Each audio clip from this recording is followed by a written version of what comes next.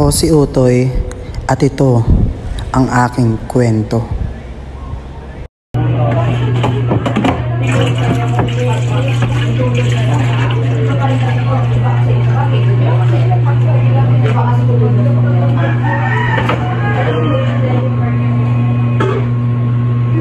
Mga anak, magsigising na, tanghali na.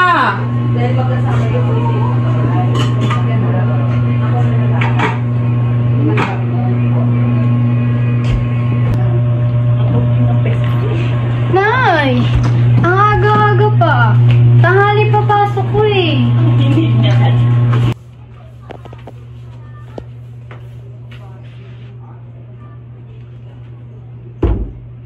Okay na po kayo kung napinapagplata ko po. Oo, kaya tulungan niyo na ako maglinis at magsaing na. Alis na ako, ma. Baka mahuli pa ako sa klase. O siya, nakita na yung baon mo. Pasensyahan mo na. Magkano lang kasi. Okay lang, ma. Wala akong nagpabakla. Kaya mo na nak.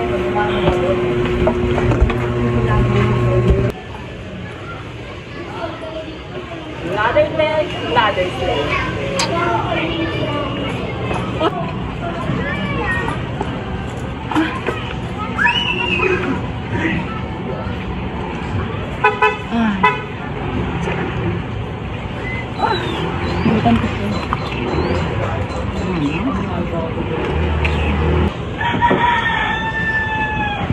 Ha?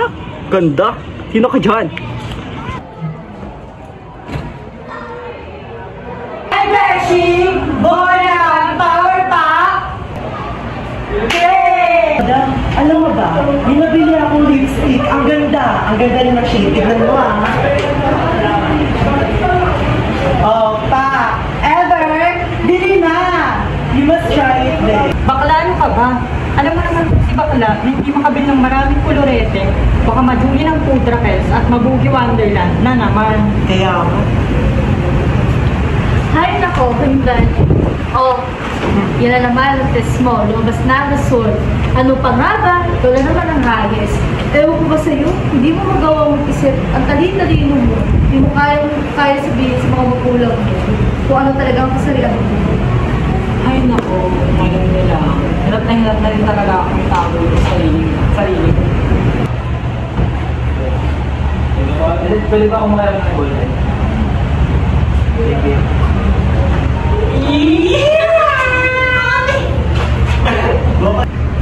That's all for today. Goodbye, class. You may go.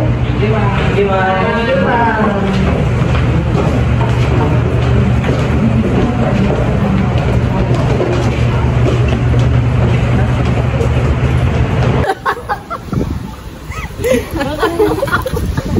Hindi nyo kakatuwa ba ito?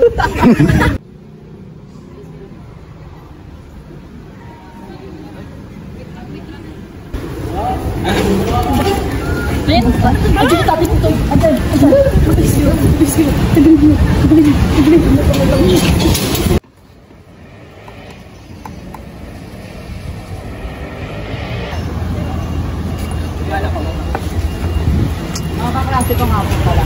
Magandang araw po. Magandang araw po. Panala po kami. Tara na. Nauna na po.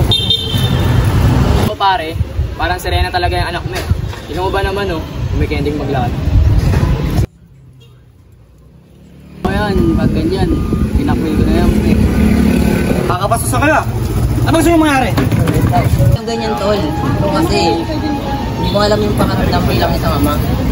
Paano ba naman kasi, lahat inaanakan mo, pero hindi mo kaya panagutan. Ano ba pinagkaiba namin? Eh naging masama rin ng mga ama yan. Gago ka! Gago! Tara na nga pre.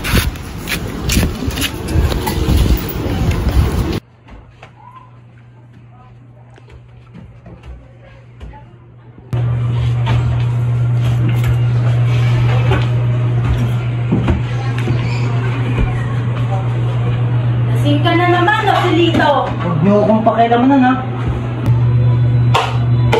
Ikaw, ha? Ano yun ito? Ay! Ay! Ay! tandaan mo. Ayoko mapakla-pakla ka. Pa, bakit ba hindi niyo ako matanggap? Anak niyo rin naman po ako. At dugo niyo yung rin po ang nananalaytay sa akin. Ay, tama na. Nakikiusap ako sa'yo.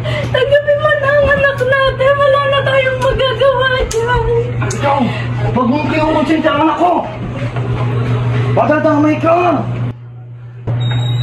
Sige. Subukan mo. Iba na talaga nagagawa sa'yo ang panyetang alak na yan. Ikaw, wala kang pakialam kung anong pinagagawa ko.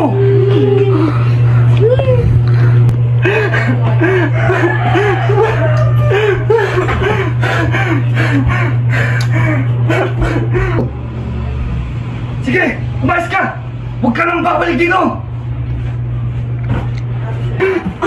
Ay, wala yung balik. Ay, balik.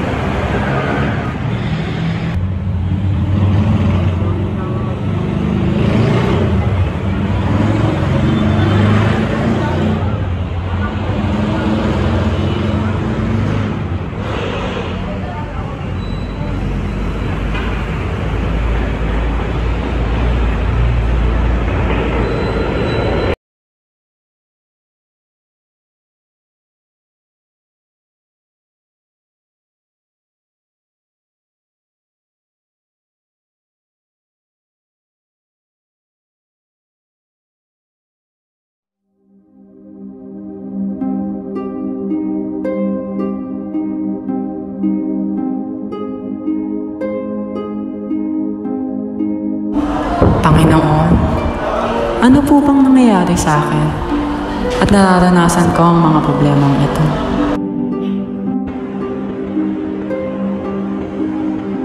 May nagawa po ba akong kasalanan sa inyo? May mali po ba sa pagkataong mayroon ako? Kung kasalanan po talaga ito, pauubaya ko na lang po sa inyo. Tulungan niyo po ako. Mukhang hindi ko na po kasi kaya. Sumasuko na po ako.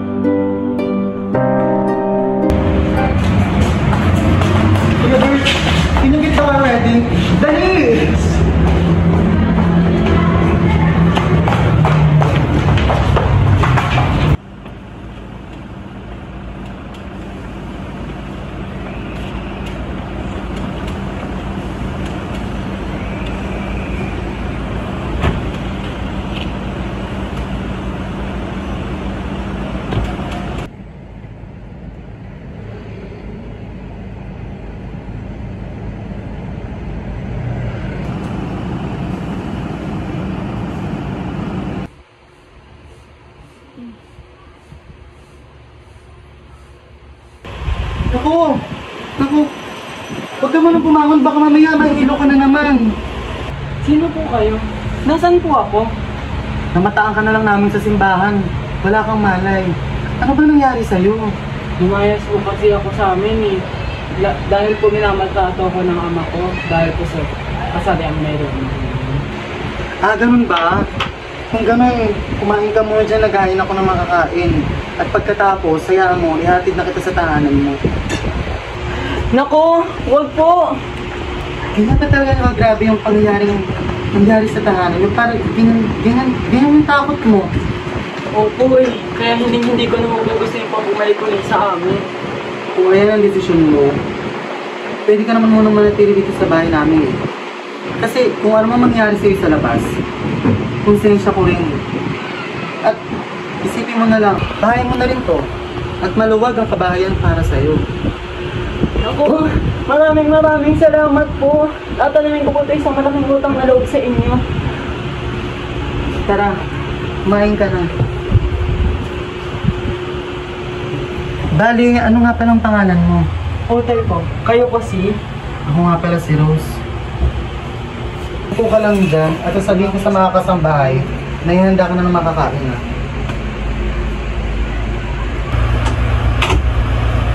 O ano, nabusog ka naman ba sa kinain mo kanina? Opo, salamat po O bali, ito na nga pala muna yung magiging kwarto mo simula ngayon. Okay lang ba yung kwarto mo? Pagpasensyahan mo na ha.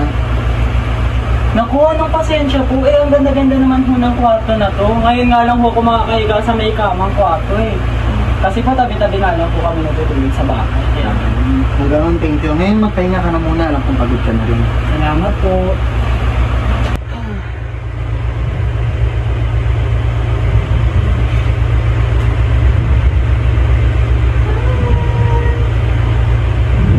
Makatulog na nga?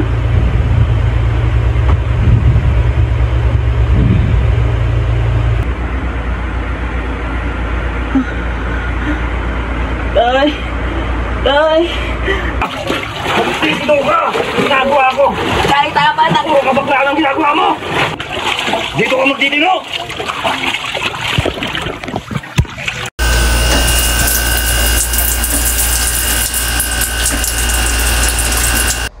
Sa paglipas ng panahon, marami nang nagbago kay Utoy. Dahil nanirana ito sa poder ng kumupkop na si Rose.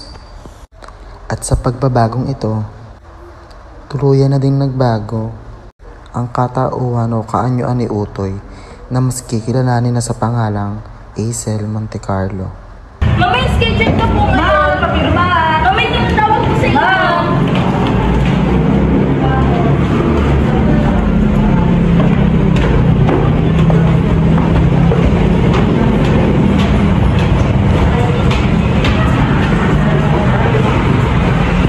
Alam mo talaga yun, si Ma'am, masama talaga ugali. Palibasa kasi walang pamilya eh, bakla pa.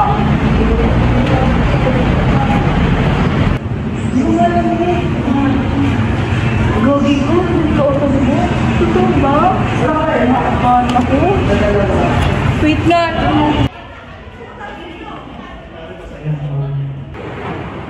Hi, Beshi! Nabigla ka ba namin? Namiss mo kami, no? Huwag ka mag-alala. May dala ako sa'yo ang primada yan, favorite mo. Andiyan na rin yung pina-order mo mga gamit. Manhay mo, may sobrang namiss ko kayo. Salamat po ito ha. Oo, wala ka naman. Nandito muna dito ah. Sabi mo na sa inyo. Come in. Ma'am, ito na nga po pala yung mga papeles na pinapahanap nyo. Hindi ko na kailangan ng mga papeles na yan. Pati ikaw, hindi na kita kailangan. Narinig ko lahat ang sinabi mo sa akin. Na ano, wala akong pamilya? Na ganito ako? Wala kayo. Hindi sasabi na kita sa trabaho. Pasensya na po, dala lang po ng pagod. At sa dami nating trabaho, nagpamakahawa po ako sa inyo. Hindi rason para gawin mo yun. At buo ng desisyon ko para si Sandy sa trabaho na to. Pasensya na po, tanggapin niyo na po ito, please lang. Hindi, umalis ka na.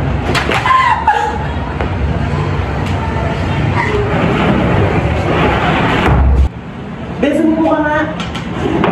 Ano ba naman yan? Kayo ng sekretary ka na. Mahirapan ka na naman nakahanap niyan. Alam niyo, hindi ko na kasalanan yun. Kasalanan yun yung mga nagtatrabaho sa akin na walang utang na loob. Bes, ito pa yung kaibigan lang pero parang nabago ka na ng panahon. Alam niyo, hindi ako nabago ng panahon. Nabago ako ng kung ano ang mga naging karanasan ko sa buhay. Alam ko naman, Bes, ang buhay mo na meron ka noon. At lahat ng iyon ay saksi ako. Pero hindi pa ba panahon para magpatawad? Alam ko naman na hanggang ngayon dala mo lang pa din ng puot at masakin na damasan mo sa kamay ng ama mo. Pero minsan, hindi sumagi sa isipan mo kung kamusta na ba silang pamilya na naiwan mo. Hindi naman kasi naging madali ang buhay ko noon, di ba? Alam mo naman, at alam mo. Pero minsan, sumasagi sa isip ko na gusto kong makipagtayo sa kanila. Ano pa man, pagbalik-balik na rin pagkakulong, mga magulang ko sila. Pero hindi ko alam kung handa pa ako patawad sa ngayon. Pero alam kong darating ako sa panahon na yun. Ganito na lang, Bes. Bukas na bukas, gagawa ako ng paraan para makakuha ng impormasyon tungkol sa pamilya mo. Bes, ito na nga pala yung channel na sinasabi ko ng pagkukuhanan ko ng impormasyon. Okay, ano ba nangyari sa'yo? Nahanap ka namin, ang tagal mo nawala. Tita Tombi, pwede bang pakikwento na ano yung nangyari sa pamilya ni Hazel? Bes, huwag ka mabibigla Tita, ano ba nangyari? Ibalita niyo sa akin lahat. Ang dati niyo kasing bahay na sunog dahil sa nadami sa kapitbahay niyo noon. Sila Kuya Hazelito naman nagkawatak-watak na kasi puro gulo na lang nangyayari sa pamilya niyo. Ang ama't ina mo nagsisisihan dahil sa paglayas mo. Kamusta na laban dito? May sakit ng ama mo, heart disease ito. Dahil ng kanyang pag-iinap at marugha na ito. Paano ba naman walang sumusuporta sa kanya? Lagi naman gawin mga kamag-anak na. Pasensya ka na, hindi namin naiiwan ng ama mo. Ayaw din kasi niya eh, lagi na lang siya kakabdo sa bahay nila. At lagi din mainit ang ulo.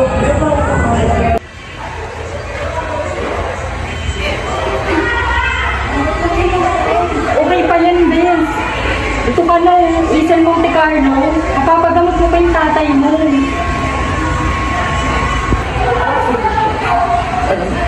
Ano na ang lahat?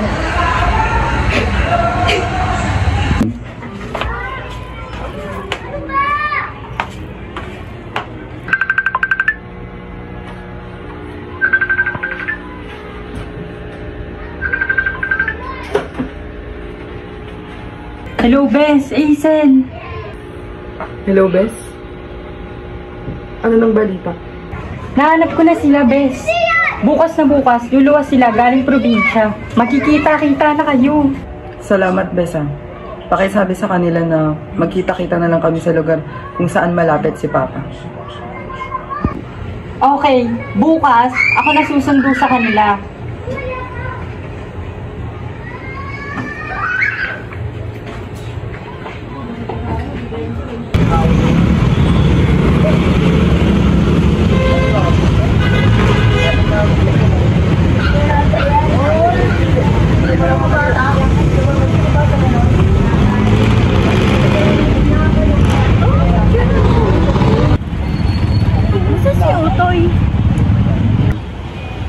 Ito na po si Utoy. Si Hazel na po siya ngayon.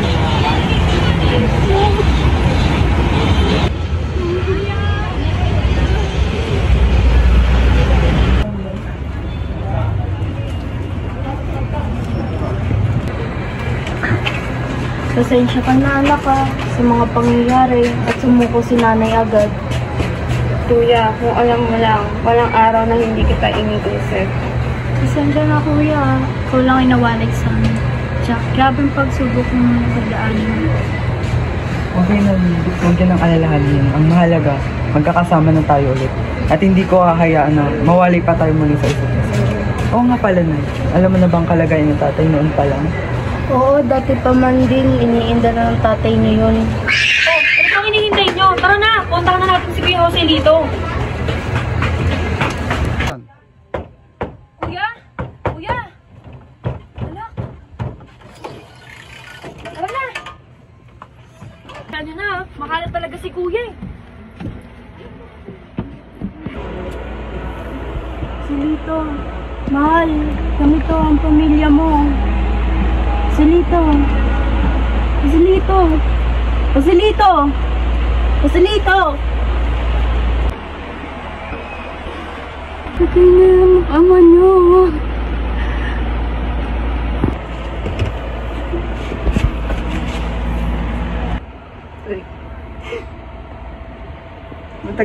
napatawad. Sana napatawad mo na din ako. Sana noon ko pang ginawang anakin ka. Ang tanga-tanga ko. Ang tanga-tanga ko.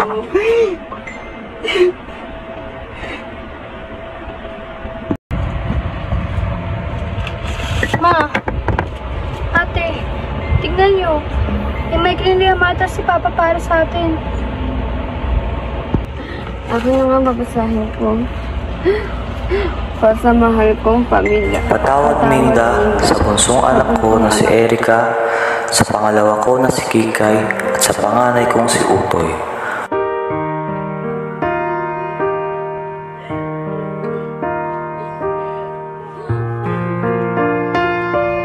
Tawarin niyo ako sa mga pagkukulang ko sa inyo.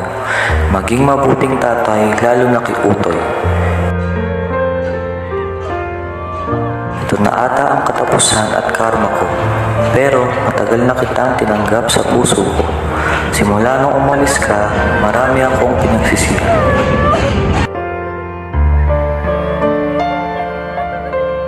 Ramdam ko, konti na lang ang itatagal ko sa mundo.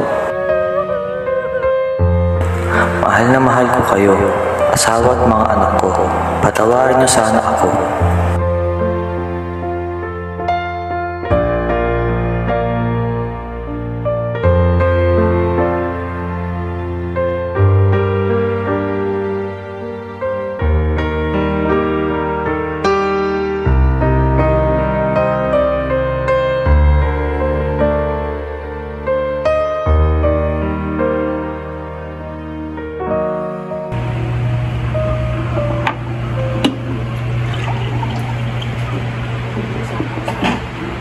Anak, magsikain na tayo.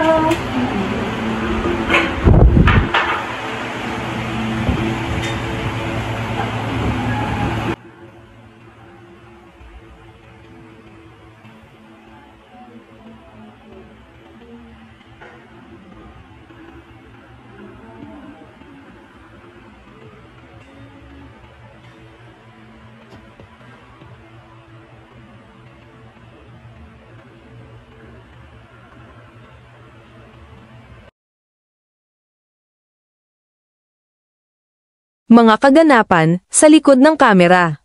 Ha ha ha ha ha. Wala ka nga.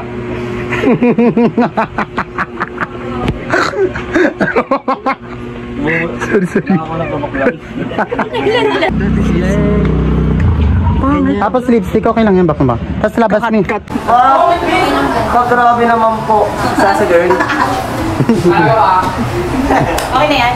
Florete. Ang buhok mo. Siya na lang dapat yung nila. Itong bloopers na daw. Ilagay ko to dito.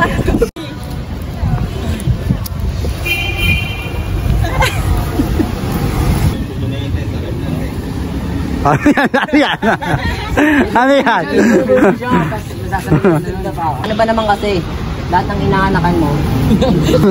Ay, naging masama naman yung mama yan. Oo, gulo-gulo. Ano ba naman kasi? Lahat inaanakan mo. Pero hindi mo kaya panagpan. Ano ang pinagkaiba namin? May masama rin namang ama yan. Yun lang. Huwag ka muna! Ganyan po sila maglaro. Ang gagaling mo yun. Nakakaulo tayo ng Perry. Paano ulit yung be? Gaya yung ginawa nila. Ganun dapat. Putri. Nasaan yung gote? Bigla na ako. Tawakan ko sila. 1, 2. Stop sa ganun. Okay na, pwede na. Hi, Jiren! Naku! Huwag po! Grabe yung pangyayaring ginawa sa'yo ng amahin mo. Diyos ko!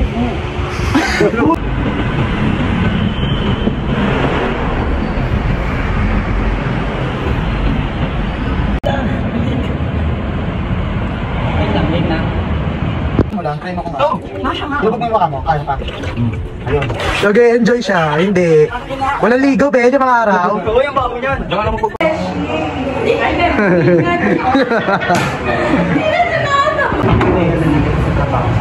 Ay, nabuhay mo noon. Okay na kayo.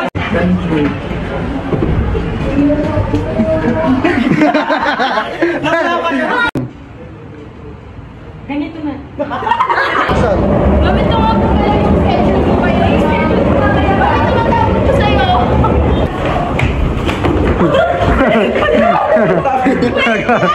Aga.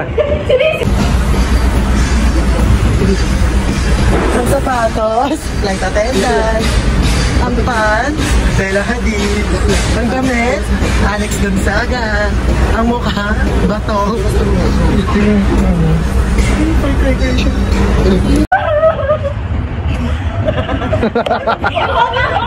Tinawanan mo yung patay, bakla. Ka lang. Doon. Uy, ayos na si AC, hindi na ayos. Dali na.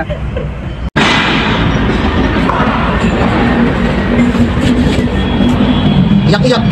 Iyak ko mo. Sino na next? Ano, Missy, ikaw lunod-nod ha? Matagal ka. Nakatayo muna umiiyak, tapos pagluhod umiiyak. Eh, ito, ano? Yung kahit mo na sinasabi ko pagkukuhanin ko na yung puto. Oh my God! Mabibigla Tatlo mo! Karna ito, malibha na rin. Ay, bitaw na! Ito ano? Agaw na.